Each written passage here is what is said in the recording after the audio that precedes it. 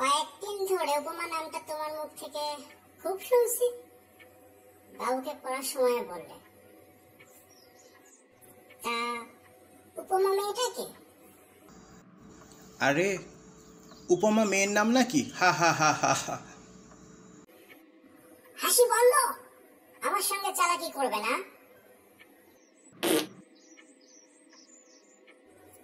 উপমা মেয়ের নাম না ছেলের নাম তা বোঝার বয়স আমার হয়েছে। সি সি সি, এই বয়সে তোমার? কি করে যে বোঝাই?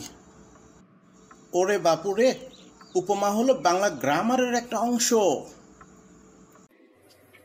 চিটারি করার আর জায়গা পাও না। উপমা গ্রামারের অংশ? আমারে তুমি গ্রামার শেখাও?